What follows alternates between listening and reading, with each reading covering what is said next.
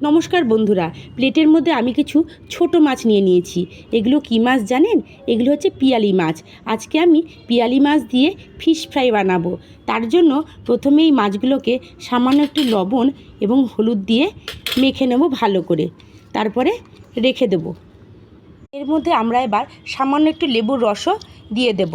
লেবুর রস দিয়ে এটাকে আমরা ভালো করে মেখে রেখে দেব।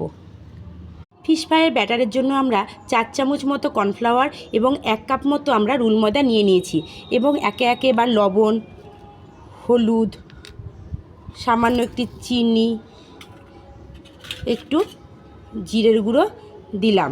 তারপর 1 চামচ কাঁচা লঙ্কা কুচি, একটু আদা বাটা এবং হাফ চামচ মতো রসুন গ্রেট করা দিয়ে দিলাম।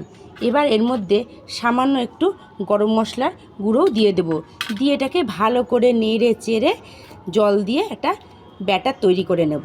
এবার আমরা এর মধ্যে আস্তে আস্তে কিছুটা করে জল যোগ করব এবং ভালো করে ব্যাটারটাকে তৈরি করে নেব, যাতে ব্যাটারটা বেশি পাতলাও না হয় এবং বেশি ঘনও না হয়ে যায়, এবং এটাকে ভালো করে ফেটিয়ে নেব। আমরা ব্যাটারটা এখন রেডি করে নিয়েছি। এবার এর মধ্যে 1 চিমটি মতো বেকিং পাউডার দিয়ে দেব। দিয়ে এটাকে ভালো করে ফেটিয়ে নেব, তাহলে আমাদের ফিশ ফ্রাইটা খুব মুচমুচে হবে খেতে। আমরা ব্যাটারের মধ্যে মাছটাকে ঠিক এইভাবে ডুবিয়ে গরম তেলের মধ্যে এইভাবে ছেড়ে দেব। কড়াইয়ের মধ্যে এইভাবে আমাদের সমস্ত মাছগুলোকে আমরা ছেড়ে দিয়েছি। কিছুক্ষণ ভাজা হওয়ার পরে উলট পালট করে এটা আমরা ভেজে নামিয়ে নেব। আমরা ফিশ ফ্রাইগুলোকে ঠিক এইভাবে উলট পালট করে ভেজে নিচ্ছি। দেখুন কি সুন্দর রং ধরেছে। এরপরে আমরা একটা প্লেটে তুলে নেব।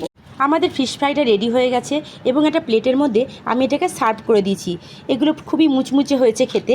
বিকেলবেলায় যখন বাচ্চারা বায়না করবে কিছু ভাজা জিনিস খাওয়ার, তখন এরকম ছোট মাছ দিয়ে ফিশ ফ্রাই করে দিতেই পারেন। চটজলদি রান্না হয়ে যায় এটা। আর এটা ছোট মাছ স্বাস্থ্যের পক্ষেও খুব ভালো। আপনারাও জলদি বানিয়ে ফেলুন এই চটজলদি ফিশ ফ্রাই। কেমন লাগলো কমেন্ট করে জানাবেন।